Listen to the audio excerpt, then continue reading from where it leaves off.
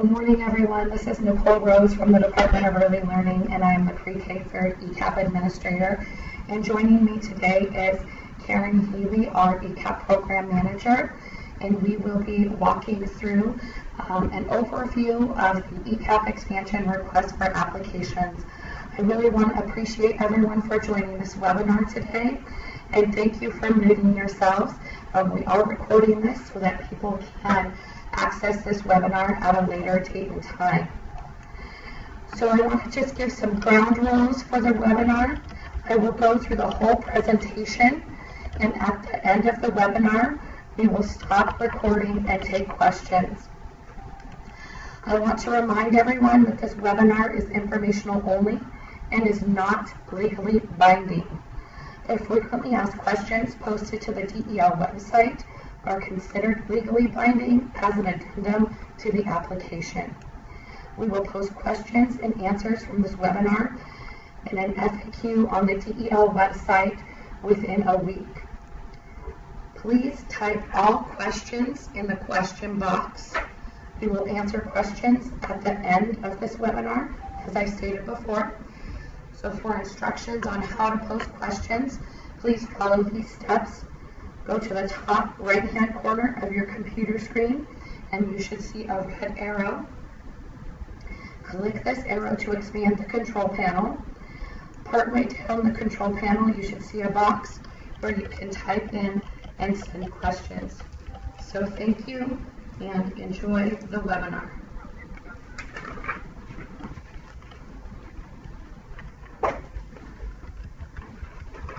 So today, our objectives are to do the following things. Do a really deep overview of the 2015-16 request for ECEAP applications. Orient those of you who may be new to ECEAP to the Early Childhood Education and Assistance Program. We'll go over the request for application components, and we will also go over questions and answers.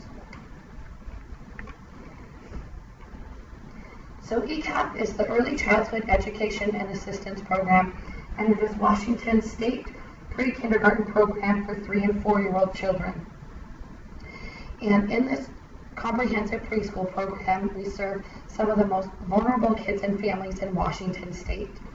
To be eligible for ECEAP, children need to be at 110% or below the federal poverty level, be on a school district IEP, or have other environmental or developmental risk factors related to school success. ECEAP is administered by the Department of Early Learning, and we are a comprehensive preschool program. So that means we're talking about direct education, but we're also talking about health components and family support for the entire family as well. The goals of ECEAP are to do a number of things. One thing is to achieve kindergarten readiness, including academic, social, and health goals. So you see in that we're really taking a holistic approach to working with children, and that kindergarten readiness is more than just being academically ready, but do I have the social skills? Am I healthy? Am I ready to learn? We know that families are an integral part in their child's learning experience and school experience. And so one of the things that we do in ECEAP is foster families' engagement in their child's learning experiences. And we do that through a variety of ways. And we'll talk a little bit more about that as we talk about the ECEAP performance standards. Another goal of ECEAP, when you think about working with some of the state's most vulnerable children and families, is that we really want to strengthen families' resilience and support their self-sufficiency goals. So some strategies around this that are really being talked about lately are really a two-generational approach to helping support families move out of poverty when you're working with both the child and the family at the same time. And that is something that ECEAP does. I'm going to start by going over some of the definitions in the request for application. So if you have your request for application with you and you're following along, this should be on page 3 of that application. I'm not going to go over all of the definitions, just some definitions that are of particular importance might be some new language for people to really ground you in some key concepts around ECEAP expansion. So a blended enrollment setting is a preschool setting that serves children enrolled in ECEAP in the same classroom as children enrolled in other programs with separate funding, such as federal Head Start, school district preschool, and children that may be, and their families that may pay privately for services. So you can blend many different types of funds in one classroom and have a blended enrollment setting. A contractor is an organization whose application has been accepted by the Department of Early Learning and is awarded a fully executed written contract. We have a couple of new models in ECEAP that started with the 2014-15 school year. We do still have our part-day model, and we'll go deeper into the models in just a bit. But we do also have an extended day model and a full school day model. An extended day model is going to be a model where you are blending ECEAP in a licensed child care setting, and you are meeting those high quality ECEAP standards throughout the entire day. So the entire 10 hours that organization is operating. And in that model, what we're really doing is a year-round high-quality preschool program. A full school day model will follow the school calendar year, and that's a model where contractors are operating an average of 6 hours per class session. At the Department of Early Learning, we have a high value on a mixed delivery system for our state-funded preschool. And so you will see that preschool services are offered by public and private organizations such as schools, educational service districts, community and technical colleges, local governments, and community-based providers, as well as licensed child care and nonprofits. Our part-day model is our more traditional ECEAP model, and you will note that when we dig into this model a little bit deeper in a few moments, that we are making some changes to even that model for the 2015-16 school year. And the changes that we're making on that model really are truly based on the latest research that's really telling us that increasing the length of time that children have access to a high-quality preschool experience has a greater impact on child outcomes.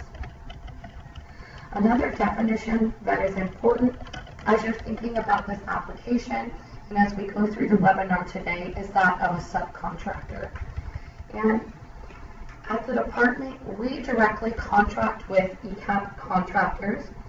A subcontractor is one who is not an employment of the contractor, but who is performing all or part of the business activities under this request for application under a separate contract with the contractor. So as an ECEAP contractor, you may choose to subcontract part or all of the ECEAP services. There are also some rules around subcontracting, and we will go into more detail about that when Karen goes over the minimum qualifications. So I want to provide everyone with a little bit of history about the direction we're moving with our state-funded preschool in Washington State. In 2011, there was an early learning technical work group that came together and made recommendations around having what would be a universal preschool program called Washington Preschool. And the focus on that program was not only on increasing access for all children, but increasing quality and implementing the latest research so that we can increase outcomes for all children. And what this work group had really recommended is that we needed a high-quality preschool program with higher intensity than the state-funded ECEAP program and rigorous accountability, with the aim of significantly increasing the number of children and all population groups that are prepared for kindergarten. So you have at the bottom of this slide the web link to go check out that report. If you haven't looked at it yet, I would recommend you do so. It really does serve as a roadmap for us here in Washington State. I did talk a little bit about the history of Washington preschool, the legislative task force, and the plan. I want to talk now a little bit about some of the things that we have done since 2011. So ECEAP now has what we call a statutory entitlement.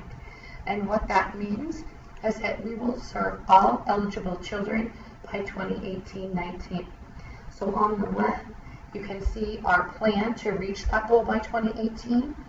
Our state also was the winner of the Race to the Top Early Learning Challenge grant, which allowed us to make some significant investments, in particular in our quality rating and improvement system, Early Achievers, as well as WaKids, which is our Washington Kindergarten Inventory of Developing Skills. And that really is a measure that gives us a way to look at how well our children really prepared when they come through the doors of that kindergarten classroom. Since 2011 and the statewide implementation of Early Achievers, we've also done a lot of work around integration of ECEAP and Early Achievers. So you will see that throughout this request for application and the requirements that we have and the integration work and alignment work we are continuing to do. I also want to note that there has been a very large national focus on early learning as well as universal pre-kindergarten. We saw that through the last rounds of the Federal Preschool for All initiative, the President's Initiative, the Early Head Start Child Care Partnerships. So there really is a federal and national focus on high quality early learning. And so it's an exciting time to be at this point in our state and in the nation. So as we take a look at Washington preschool, the history of our work, the way we're headed, we're really building the foundation for a universally available preschool program that is ensuring that our lowest income and highest risk children have more access to high quality preschool services. I'm now going to turn it over to Karen Healy, who's going to talk more in depth about our models and some of the minimum qualifications. And this is just a friendly reminder to please mute your phones. We're really having a hard time allowing everyone to listen, so if you can please mute yourself, that would be really beneficial for everyone. Thank you. Thanks, Sue. So I'm going to talk about the three models that ECEAP has in a little more depth, and Nicole just mentioned them earlier. And the funding and the definitions of these models are subject to change if there are legislative decisions that are made before the end of the session. So the first model to talk about is our Part Day ECEAP model. And starting this next school year, there will be an additional requirement of an increased hours for the Part Day model to at least 360 hours of preschool. At least a minimum of 3 hours in the class per day.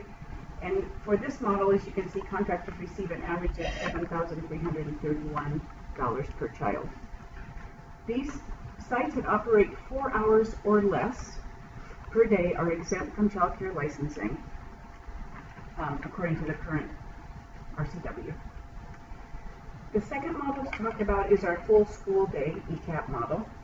This is the model that operates on the school year calendar, an average of 6 hours a day and a minimum of 4 days a week. You can see that the minimum hours are 1,000 hours of direct services during the school year, and contractors receive an average of $9,960 per child. And there are variations in those rates depending on geographical locations. And sites that offer the full school day model complete the DEL expedited licensing process, which we'll get more information about a little bit later.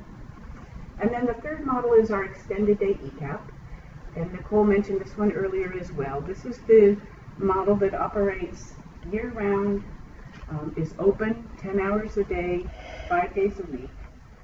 This is the child care center model. So sites that operate the extended day model are licensed by DEL to operate child care in Washington State. And contractors receive an average of $15,391. per child, and again with regional variations of those rates.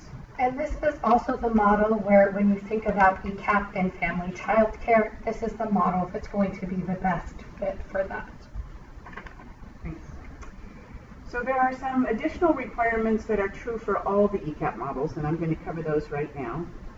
So all ECAP models enroll 3- and 4-year-old children whose family is at or below 110% of the federal poverty line, and children with other specific risk factors that are correlated to school success.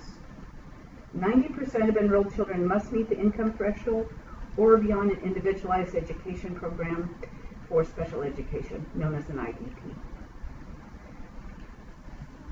All models provide comprehensive services.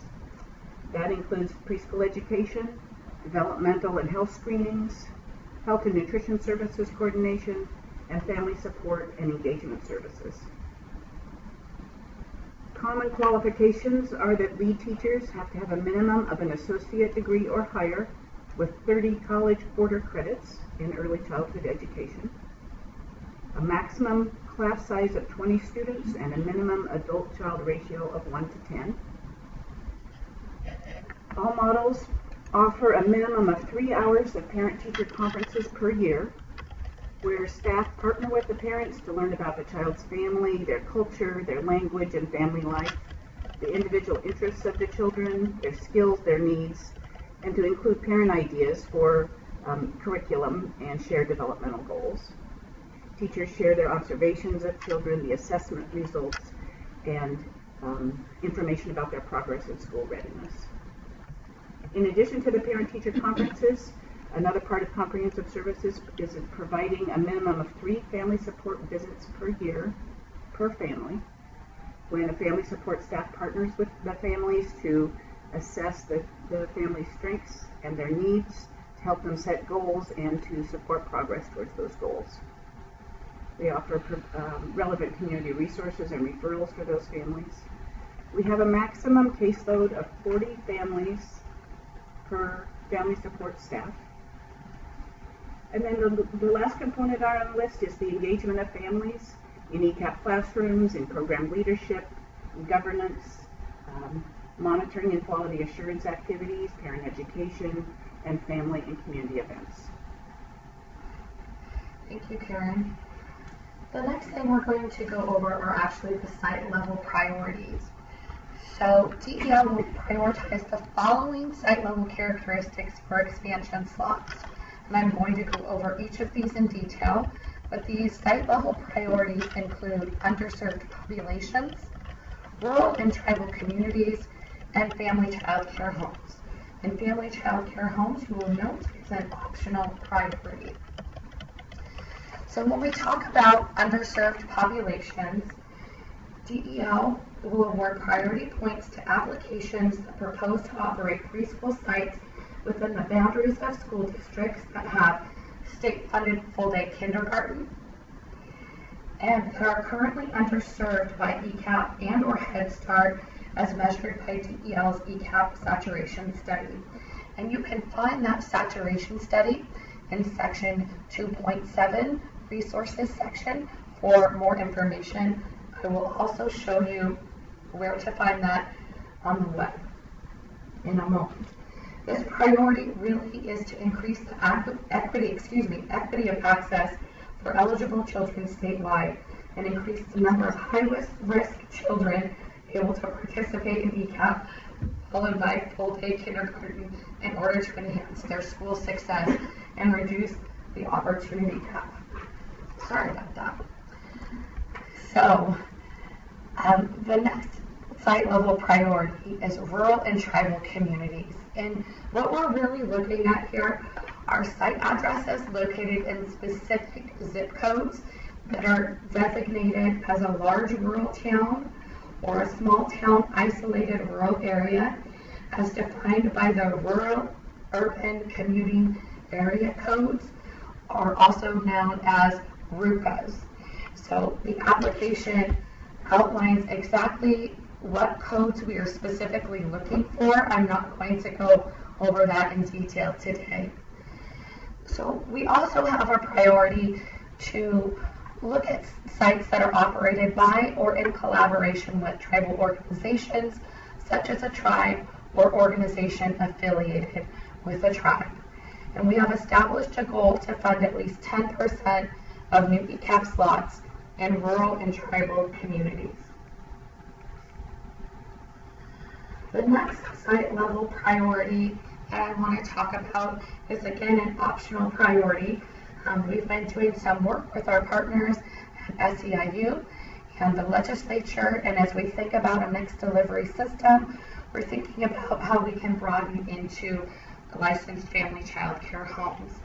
So applicants proposing this must place a minimum of 12 slots in licensed family child care homes.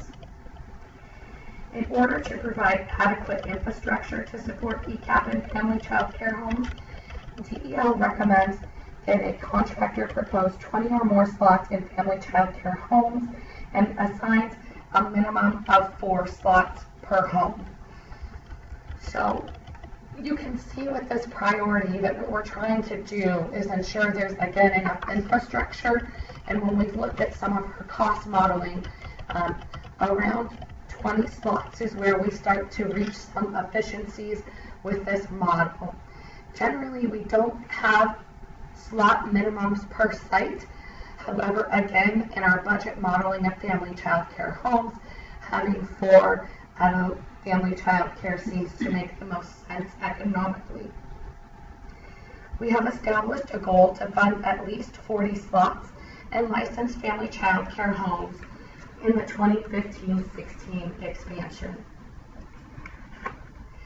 So now I'm going to talk a little bit about the funds that are available through this expansion. Before I do that, I just want to briefly say that I talked about site level priorities, but that we also have some overall funding priorities as well, and that those priorities are really focused on our full school day model, an extended day model, and then part day models that will offer or propose more than 3 hours, or for people that are currently in a contractor-subcontractor relationship and they're proposing part-day slots to become a complete contractor on their own. As I talk about those funding priorities, I think it's really important to note that DEL reserves the right to fund the highest applicants that meet our needs, and that these priorities could potentially change based on legislation as it's passed. Many of you may know we are in the first day of our special session, so we do not yet have a budget or some pretty major bills that could have an impact on requirements for ECAP expansion. So as far as funds available, there are no funds available for capital expenditures. There are also no additional payments for startup costs, but contractors may start the full school day or extended day preschool classroom and family services on November 30th, and if they choose that option, you may use the savings from starting later for one-time startup costs. Typically, we need to start classroom and family services by September 30th of 2015 for all models, but for full school day and extended day only, you can choose to start on November 30th, and you can use those savings from starting later for one-time startup costs. Part-day classrooms must begin no later than September 30th. As always, as we talk about funding, we just need to let people know that any contract awarded as a result of this procurement is contingent upon the continued availability of funding. And in addition, funding and contractual requirements may change due to new legislative requirements that may become codified and applicable after this RFA is issued. And the contract period for this is on or about July 1 of 2015 through July 10 of 2016. And I want to pause here just for a moment and point out how this might be different if you are a standalone licensed child care provider that is thinking about applying for expansion, how it differs from how you currently get paid if you receive Working Connections childcare. Anyone who is a successful applicant with the department for this request for application receives a contract from the department on which you bill the department monthly based on the services that you have provided. So you're billing monthly based on the services you've provided, and then the department approves your voucher and the funding goes out to you. So this slide really is just showing you a comparison of the three models that we have. And I can see right now where there's one place where with our current ECEAP minimum, I want people to really recognize on this slide that this is really talking about Part Day as it exists right now, and that for this application, we are requiring a minimum of 3 hours per day and 360 hours per year. In the extended day model and the full day model, it's just showing you how the funding is working for those. You get general fund state ECEAP dollars, and then you would get CCDF funding. And CCDF, for those who don't know, is the Child Care Development Fund. In the full school day model, you would get a half day of funding for that, and the extended day model, you would get a full day Child Care Development Fund funding. When we break funding, we are looking at Working Connections eligibility rules or the CCDF guidelines, depending on which funding source we would use for those dollars. You see the target population for each of these. For full school day, the target population really is families who don't need full-time childcare. But in extended day, we're really looking at those families who are working or in training full-time and need full-time childcare.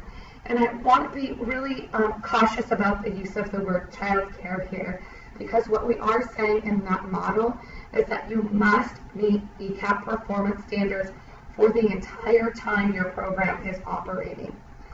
As Karen pointed out, in all models, we do have these, what we're listing broadly here as parent activities. So ECEAP family engagement services, family support services, parent engagement in children's learning, family and parent and goal setting, employment and training, health and social service resources. And then you see across the bottom the average funding by model.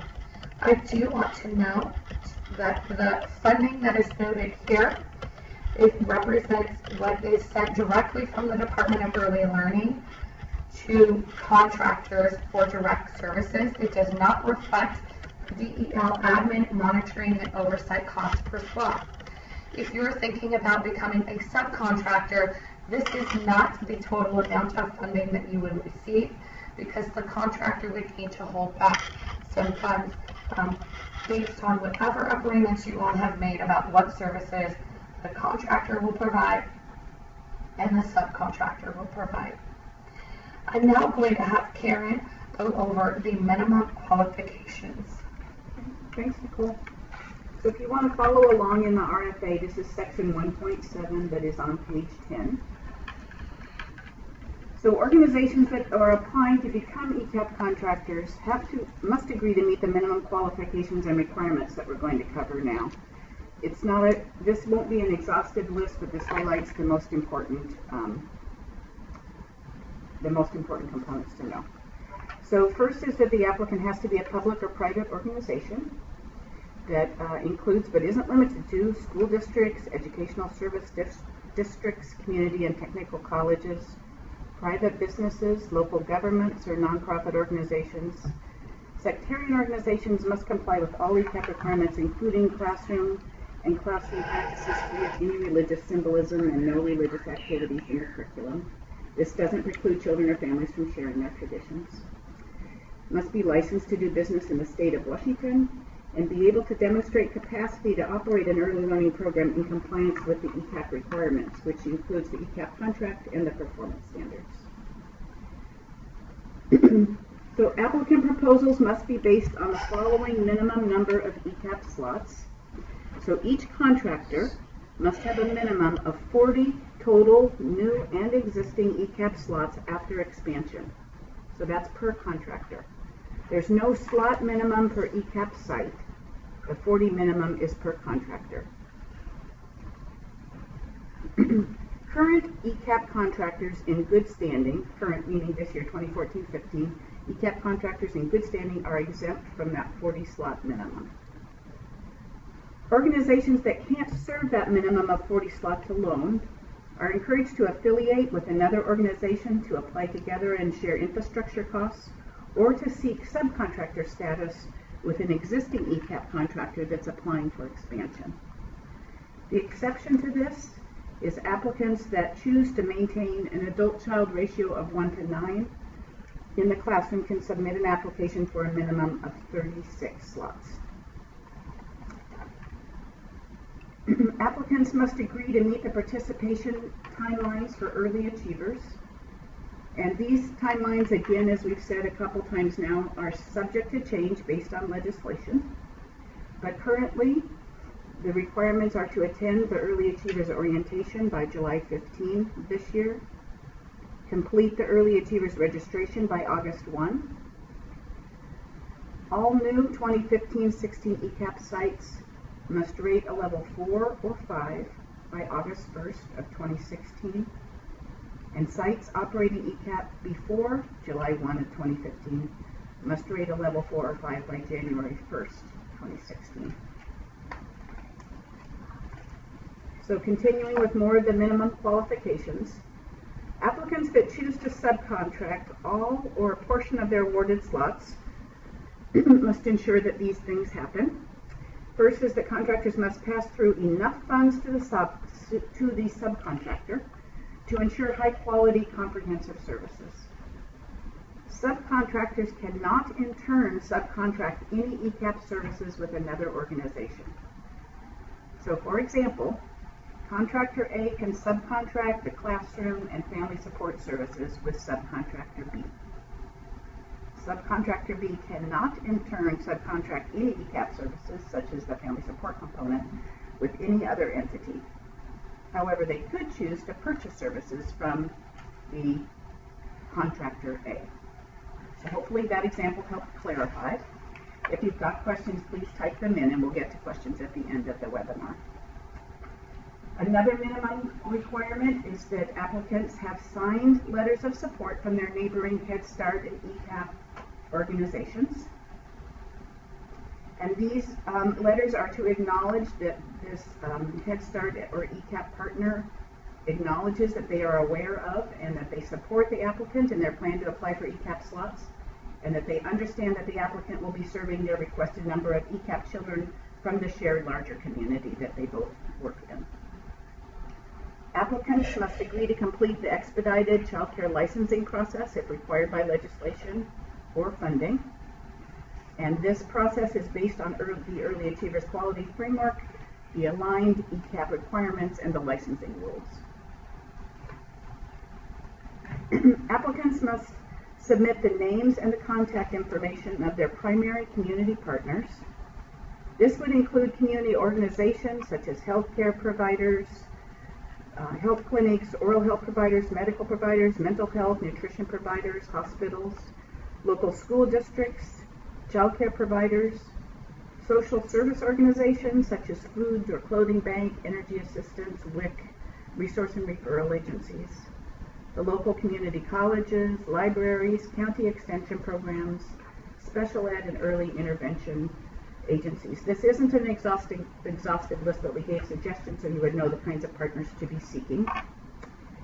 Applicants must submit specific information about their actual sites, and this information would include a floor plan and certificate of occupancy for each site that isn't currently licensed by DEL for childcare, but would be subject to childcare licensing if awarded ECAP. And these documents must show a sufficient square footage for the requested class sizes. If it's necessary, depending on the situation, you would include written agreements with building managers or superintendents or landlords that are describing the location of the ECAP class and the class start dates. We ask that the site information includes the early achievers participation status of each site that will have ECAP slots, and then include the contact information such as site address, school district, county, tribal affiliation, and if they're licensed, the license number, childcare licensing number.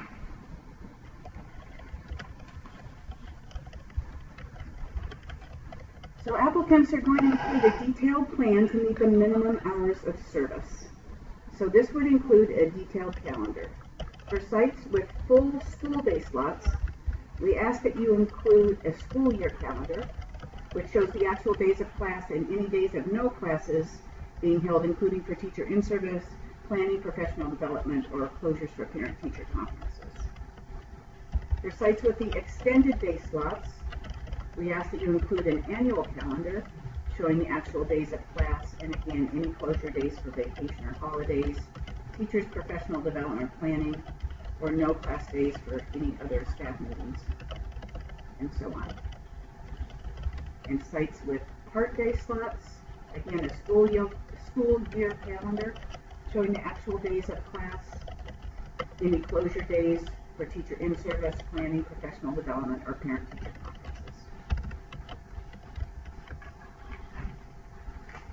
Continuing with these minimum qualifications and requirements, applicants must submit detailed plans for recruiting eligible children and families, including recruitment strategies and locations for recruitment, plans for ensuring that you're fully enrolling all the ECAP classes and entering all enrolled children in the Early Learning Management Data System known as ELMS by September 30th, maintaining full enrollment and a current waiting list in ELMS, starting preschool classes no later than September 30th of each fiscal year.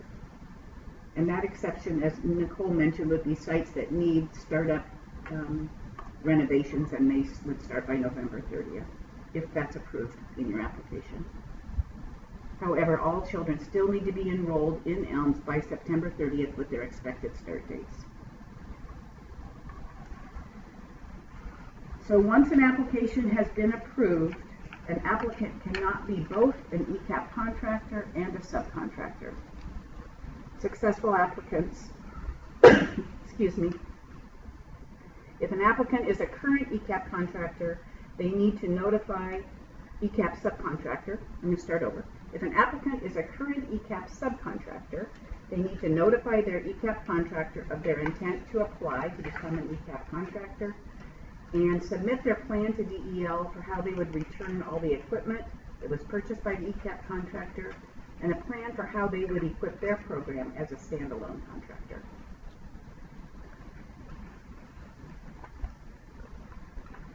And the last piece here is that applicants complete all fields of ECAP expansion request for application according to the directions. Okay, so the application steps.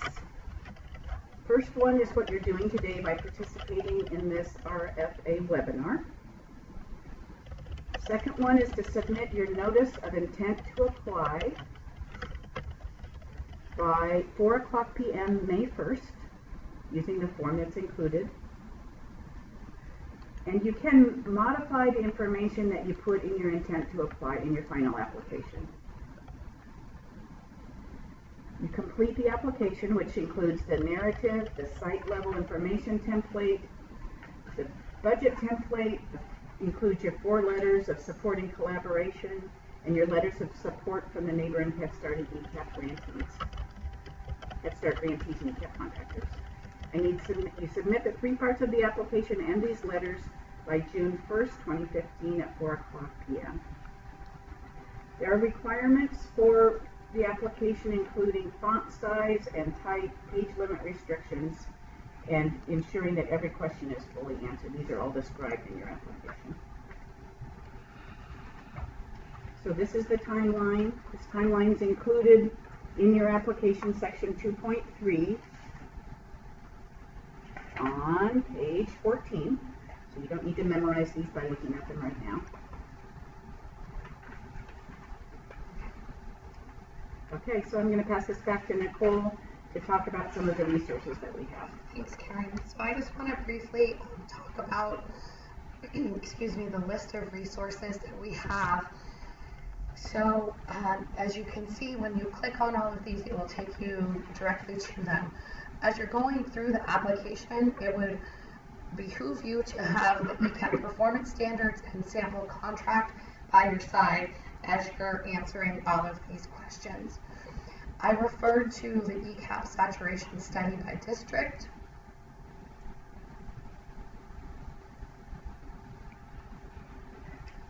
And this is what that looks like. So you would find the school district that your site is located in, and we will just take Aberdeen as an example.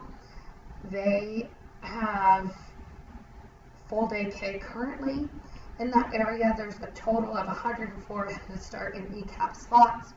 We estimate that there are 248 eligible children, 3 and 4-year-olds in that area, and so that means they're only serving 42% of their children, and so they could serve 144 more children in the Aberdeen School District area.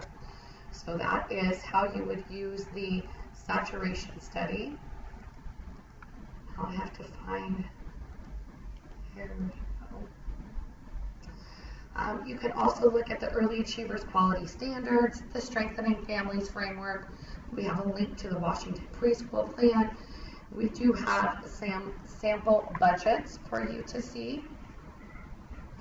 And the sample budgets really outline all of our assumptions that we used in this. So you see your lead teacher, the number of positions, hours per day, how many hours per year we think they would be working, benefits and salaries, non-personnel materials. You'll see that we used an indirect or admin rate of 12%. You can't have an admin rate of more than 15%.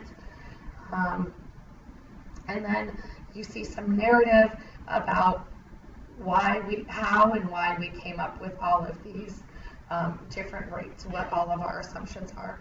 So full school day and extended day are combined here. The other thing that is important in particular, if you're thinking about partnering with a family child care, we do have a sample family child care budget. Again, as you look at this budget, what I want to express to you that you're seeing here is you are seeing the ECEAP portion of your funding here, and children who are receiving both Working Connections Child Care and ECEAP. And I'm just going to pause for a moment and ask people to mute because we can hear background noise, and this is being recorded and others are trying to listen to the information on the webinar. So thank you for taking the time to do that. So I'm going to repeat what I just said. So in the sample family child care budget, you're not seeing all of the money that that family child care provider receives because we're making an assumption here that only some of the children are enrolled in ECEAP.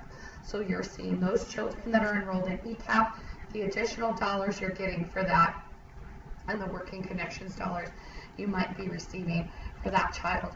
So for instance, you don't necessarily see a facilities cost in here, and that's because you're going to have to pay a facilities cost whether you have ECEAP children or not. So we're making an assumption that other revenue is paying for that facility.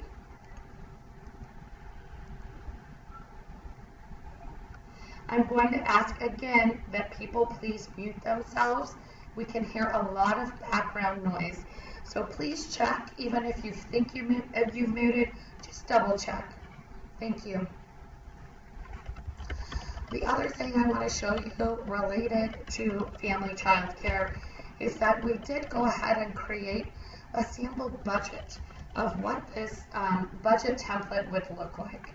And so you see in here again, there's some narrative about the number of slots. So this would just give you an idea of what you might be looking for as you fill out that budget template. I am going to go over the general budget template in a little bit more detail here in just a moment. But again, this resource page really just has a multitude of things for you to be able to look at. If you wanted to get some ideas about, well, what would my classroom schedule look like? I was doing extended day, we've got some samples for you here. I really want to reiterate that as you fill out this application, you need to be looking at the ECEAP performance standards and the sample contract. And in fact, when Karen goes over the application narrative in a bit, she's going to really be telling you that you're going to have to tell us how you're already doing these things, who's doing them, and what your plan is to continue to do them. So this next slide talks about the exhibits for the application. Submitting a complete application means that you have done all of these things, that you've submitted Exhibit A, a notice of intent to apply. This is required for anybody who wants to submit a full application.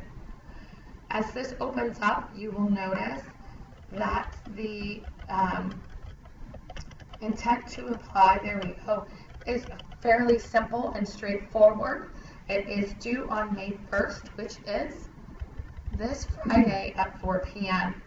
We do need to know at that time the estimated number of slots you plan to request and the school districts in which they are located. And then we need you to line out for us what your thinking is on the number of part day, full school day, or extended day slots. And then anybody who might be a partner in your application. So I want to repeat, if you do not submit this, you may not submit your full application. If you send it to us, we will not review it. It will not be considered complete. The other things that you need to submit with your completed application are the site level information and budget template. And it will take just a moment for those to open up.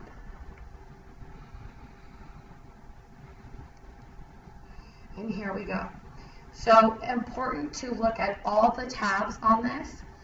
The site level information is where you are going to list every single site for which you are planning to place any ECEAP slot, regardless of if the number is 1 or 200.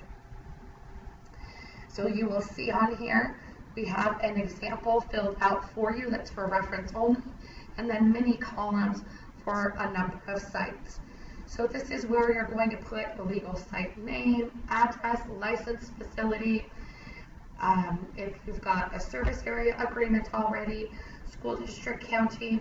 So this is where we're really going to be looking at those site level priorities. We need to know the number of ECEAP slots proposed by model, the number of slots that you might be converting. And I can see that we might be making an addendum to this site level information sheet, so stay tuned. The number of slots, the start and end date, and your proposed number of days per week and hours per session. And what we use that days per week and hours per session for is to really look at what your actual funding would be. We are also asking you to indicate if you will implement creative curricula or high scope at this site. The department is moving forward with implementing research-based curricula, and those are 2 curricula options you can choose from, and Karen will talk a little bit more later about the curricula piece. We do also need to know the early achievers quality rating at this site. Please note, we want you to put in the rating, but then we will be cross-referencing and verifying that rating with our early achievers ratings data. If you are an entry level 3, meaning you're on the Head Start or ECEAP pathway, please do not put that you are an entry level 3. We do not count that in the payment ratings. Please just note that you're participating. This is for sites who have actually gone through a ratings process. We also want you to know if this site would be operated by a subcontractor. If so, please note all of the items below, including the amount of funds that you will pass through to the subcontractor.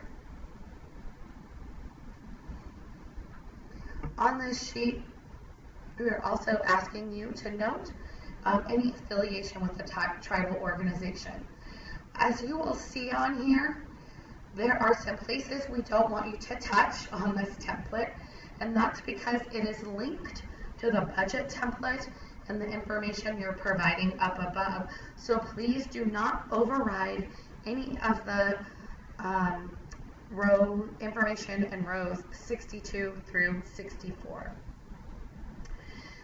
The next thing on this template, and please do be sure you complete both of these things in this Excel file, otherwise your application will be considered incomplete, is the application budget.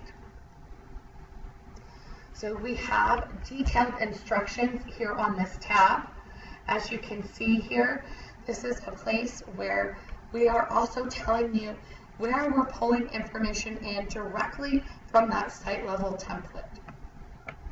We need to know the requested slots and annual hours of instructions. That's once you populate that in the site level tab, it's going to automatically pull over to this application budget template.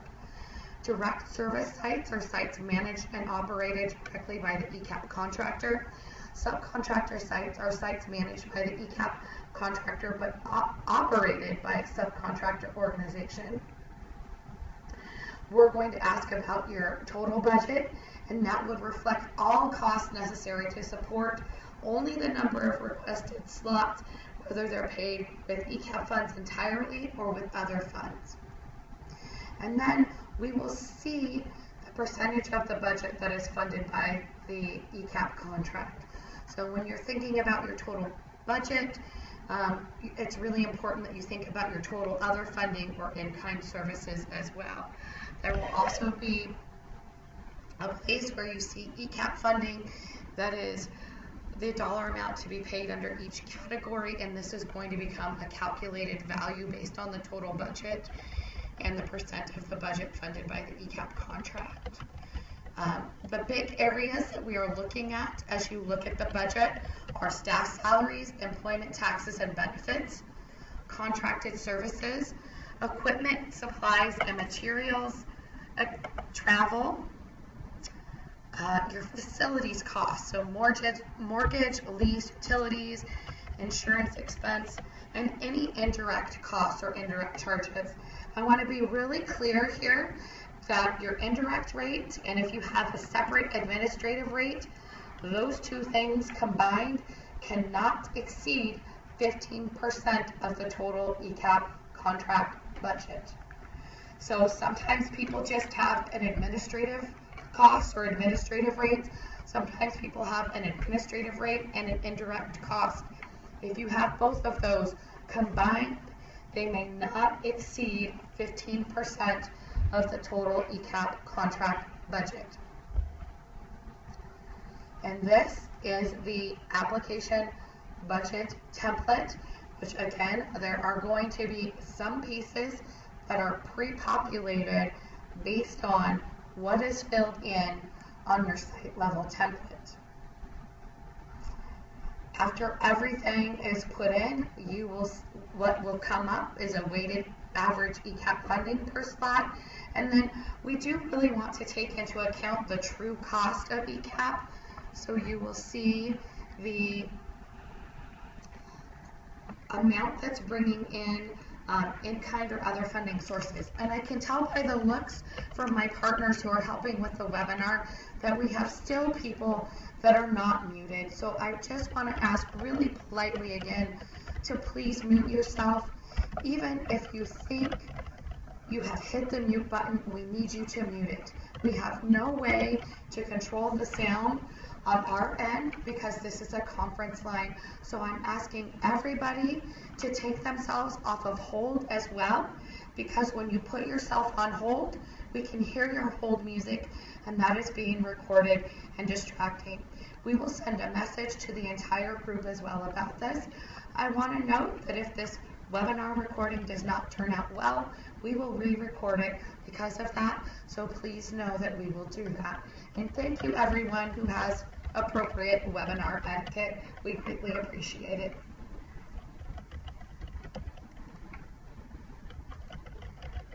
I know we all live in the world of multitasking, but this is really important information for people. So as again, these are things that as you take a deeper look at them, you want to think about that question and answer period in that timeline. The other thing that is required with your application is Exhibit C, application checklist and certifications. And this is also another really great document and checklist to have by your side as you're getting ready to submit your application, to think, okay, do I have all the things that I need to submit this? And it looks like my computer is not happy now that I've done this. So we'll just pause for a moment, and that will give those people time to get off hold and to mute their lines, and hope that the little circle stops spinning at some point.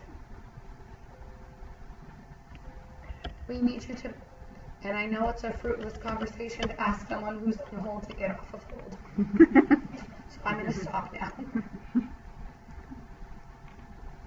So I'm just going to hit escape for a moment and see if I can get out of this.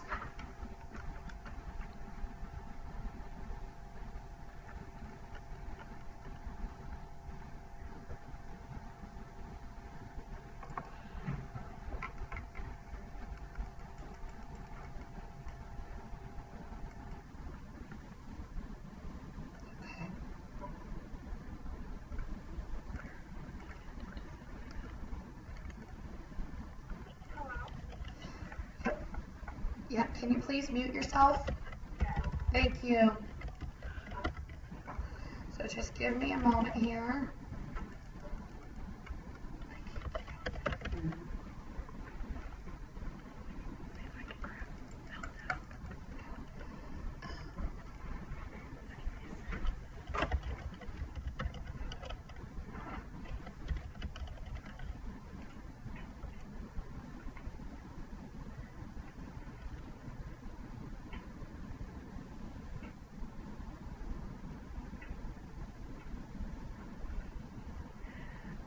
So just tell them we're be right with them. We will be right back.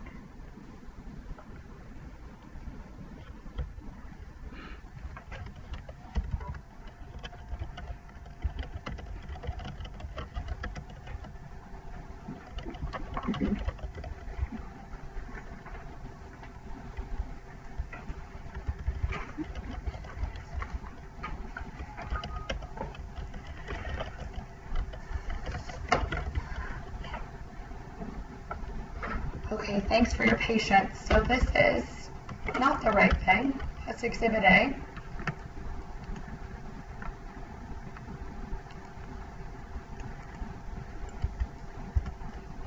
So we're just going to go back to the PowerPoint and know that the application checklist is online.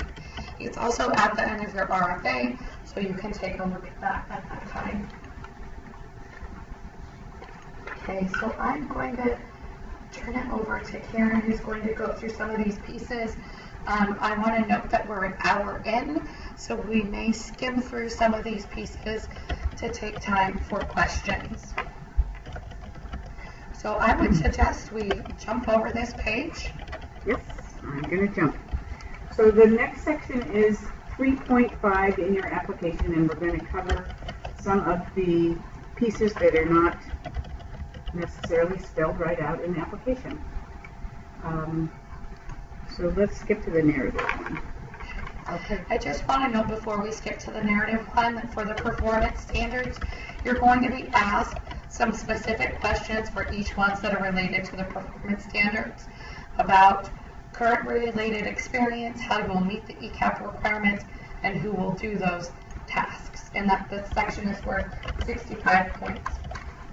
Sorry, I got ahead of Karen on that. She was just going to read that slide. That's okay. But now she's going to do performance standards. Okay, so we're going to do a brief overview of each of the 6 performance standard sections, or perhaps 7 if I've miscounted. And as Nicole just mentioned, you'll be asked the same question for each one. But in addition, there'll be specific information related to each of the sections. So Section A is the section on administration. You can see the list of the standards that are there. We're not going to cover every single standard when we talk about this, but these are the, as you're completing this application, you want to have your copy of the standards right next to you, so you're reading them and understanding what each of those sections are asking you for. So you'll be describing your efforts in these areas, and as you can see, the points are there, scored for 5 points. The next section is Section B. Thank you. And Section B will include a detailed recruitment plan. I mentioned that earlier, of how you're going to recruit eligible children and families, including the strategies you'll use and where these families are located, including families with age-eligible children in the child welfare system, which includes in foster care, in-home placement, or involved with child protective services. And this entire section focuses on enrollment and eligibility. So when we talked briefly about who is eligible, income limits, this section outlines all of that information. Thanks. And I wasn't quite done with me. So, and then there are, you'll want to be including any of the special populations you propose to serve, including the unique needs of those populations. And when we talk about special populations, we're including children and families that are dual language learners or families that are homeless. And again, your plan to ensure that you're fully enrolled and maintaining full enrollment with a waiting list. Section C, as you can see, is the human resources section. And one of the pieces to highlight about this section will be that we will want you to describe your staff's current participation in merit and your plan for ensuring that new staff establish their professional records in merit. It will be also your description of your training plan, how you're going to ensure that staff have access to training and support to do their jobs well, and for their continued professional growth and development. If you employ reflective practice, group consultation, coaching, or other strategies to support training that directly links to practice, we'd like you to describe that. And how you're going to ensure that teachers have regularly scheduled time for planning, for engaging in reflective practice with coaches and peers, and any other professional development activities. All right. Section D is the health, safety, and nutrition section. And we're going to want to read about your plan to ensure that children have access to ongoing well child care, dental care, and have a medical and dental home if needed. And your plan to help develop individual health plans, healthcare plans for children if required. That would include children who have asthma, allergies, so on. Section E is the early childhood education section of the performance standard. You can see that this is scored at 20 points. We ask that you attach a daily schedule and include the detailed calendar that I explained earlier when on slide 21 when we were talking about the minimum requirements and qualifications. DEL requires that ECEAP contractors complete developmental screenings of each child within 90 days of their first day in class. So we're going to want you to describe how that will happen if that's not already in place in your program. We also require contractors to assess children's development 3 times a year using the Teaching Strategies Gold online tool, the same tool used with WAKIDS. And we want you to describe how you'll meet that requirement. As Nicole mentioned earlier, DEL is supporting the implementation of creative curriculum, the current edition, or high scope at all our new expansion sites. And there's more information in the application on this. But we'll be asking if you're going to implement the same curriculum at all your sites, and if yes, which one, and if no, which we ask that you put that information on the site level template so we'll know which curriculum that we will be helping you to implement at each different site. We also have a process for approving an alternate curriculum if you can tell us how the alternate curriculum would meet the essential elements of research-based curriculum, and if you would be requesting to use this curriculum at all your sites or at which sites. And then we want you to include your plan for professional development and fidelity for how you would ensure that this new curriculum would be implemented with fidelity. Section F is the family partnership section. We've covered some of these pieces, but we're going to want to, again, read your application, how you're going to approach developing parent and family goals and action plans, how you will be helping families to meet those goals, and your plans for family engagement and leadership development with the parents in your program. And that is a 10-second overview of the ECEAP performance standards. Thank you, Karen. Okay.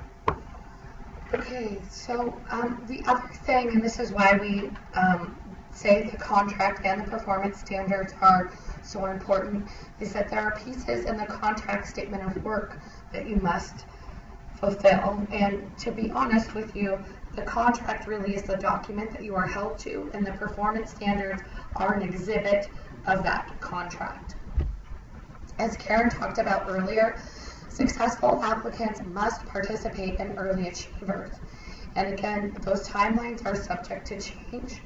But in this section, what we're asking you to talk about is your experience with this process and the current status of the applicant's early achievers registrations, if any. And if you have not begun the process, describe how you will do this. One of the things that we're really committed to here at the department is integration and alignment of all of our programs as one early learning system. And so we want to understand how you incorporate the program quality tools used in early achievers into your monitoring and classroom practices. So those two specific tools are the classroom assessment and scoring system and the early childhood environmental rating scale.